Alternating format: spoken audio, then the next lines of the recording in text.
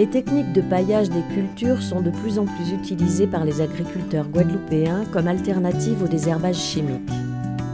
La pratique la plus courante est l'utilisation de films plastiques en polyéthylène, mais ces films plastiques présentent l'inconvénient majeur de produire une grande quantité de déchets non valorisables localement, ce qui induit des coûts importants pour les producteurs à qui incombe la responsabilité de gérer ces déchets. J'ai commencé la culture d'ananas en 2017, essentiellement avec du paillage conventionnel, non dégradable, non biodégradable, principalement par rapport au coût de celui-ci, puisque le biodégradable, quand j'ai demandé le prix, c'était exorbitant. Donc là, on a décidé de mettre en place un essai pour pouvoir voir éventuellement les avantages de ce paillage, sachant que la difficulté pour nous d'agriculteurs, à part le coût, c'est de pouvoir enlever le paillage conventionnel par la suite. Là, j'ai fait un essai sur un demi-hectare d'enlèvement de paillage. En termes de journée, j'ai dû passer minimum une dizaine de journées, sans compter une opération mécanique pour pouvoir, malgré l'avantage que j'ai en posant à la main, donc j'ai très peu de terre qui recouvre la bordure du paillage, mais j'ai quand même dû intervenir de façon mécanisée avec des griffes pour pouvoir soulever les bords, pour ensuite faire passer les ouvriers et enlever les pailles qui restent dans le sol. Dans le cadre des projets Alterpaille et Biodome, financés dans le cadre du plan Ecophyto, plusieurs paillages biodégradables ont été testés chez les agriculteurs de Guadeloupe. 2 paillages papier, le papier de la société guadeloupéenne de carton ondulé SGCO, située à Baïf, et le papier Agripap de la société finlandaise Walki. Les films Bionov et Ecobio des sociétés Novamont et BASF répondant à la norme 17033, norme qui garantit la biodégradabilité des matières. Alors, le CPA, qui est le comité des plastiques en agriculture, a choisi de développer et d'être porteur de projet du projet Biodome en partenariat avec la Chambre d'agriculture et les SICA de Guadeloupe. Et nous avons ensemble décidé d'avoir des produits différents, de sociétés différentes. Les sociétés qui ont été retenues et qui sont les majoritaires sur le marché sont Novamont, BASF et un fabricant Barbier. Et nous avons testé ici sur plusieurs cultures, la pastèque, le melon, l'ananas. Et nous avons aussi travaillé ce même projet dans un autre dôme, puisque nous travaillons le même projet à La Réunion afin d'avoir un projet interdôme.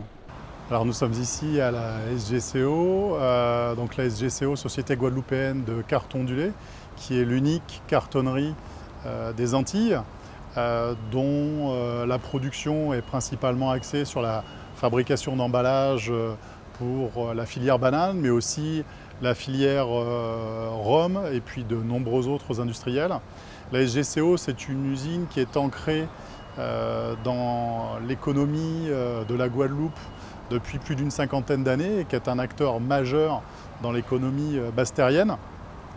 Donc pourquoi on est là aujourd'hui? Tout simplement parce que la SGCO est partenaire d'une initiative qui vise à développer le paillage biodégradable. À ce titre, on a fourni des rouleaux à titre d'essai pour faire des rouleaux des essais de paillage biodégradables dans les champs, essais qui se sont avérés concluants.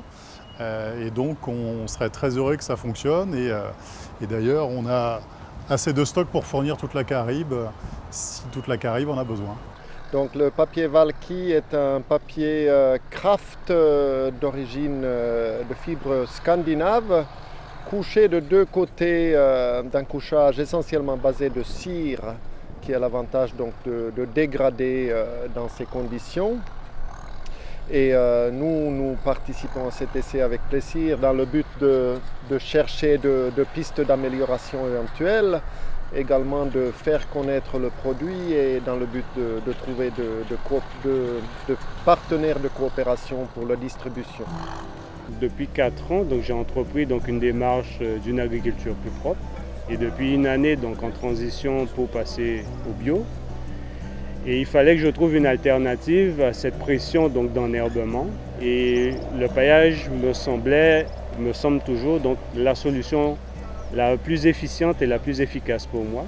L'idée, c'était de trouver le bon paillage Donc j'ai décidé de mettre à disposition une parcelle expérimentale où nous avons essayé 4 ou 5 paillages différents. Et aujourd'hui, il y a 2 choix, comme je l'ai dit, donc, sur lesquels je me suis plus ou moins orienté. Avec un choix qui me tient, je dirais, un peu plus à cœur, c'est le choix du papier, qui me semble aujourd'hui donc adapté par rapport au système de culture donc, que j'ai mis en place, par rapport à cette approche culturelle choisie.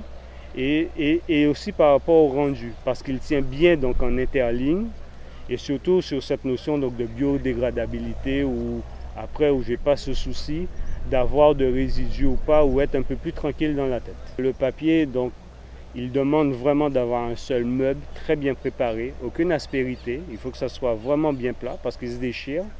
Et le deuxième souci, c'est qu'il faut le poser à la main, parce qu'à la machine, il supporte difficilement les tractions trop fortes, contrairement au plastique. Donc voilà, cette partie-là reste quand même donc, très, très chronophage, hein. Ça demande énormément de boulot. Mais mon choix quand même se porte dessus parce que c'est les résultats après et à la longue. Et après, on sait qu'on n'a pas à se poser de questions et qu'on part sur un produit fini et qu'on n'a plus après à revenir à avoir cet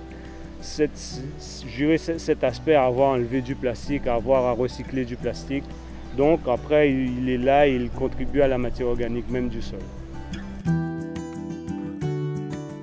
Les journées techniques organisées par la Chambre d'agriculture en juillet 2019 ont été l'occasion de présenter aux agriculteurs, techniciens et distributeurs les résultats des essais.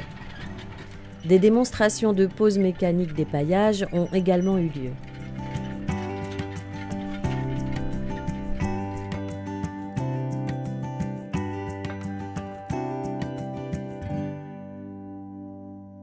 C'est vrai qu'en utilisant du bio, on diminue toutes ces contraintes, en fait, ne serait-ce qu'humaines et matérielles.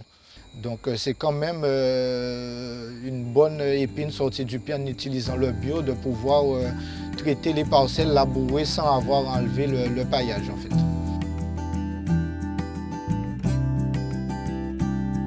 Pour nous, c'est des modèles de développement que nous voulons justement insérer dans cette agriculture, dans ce développement agricole.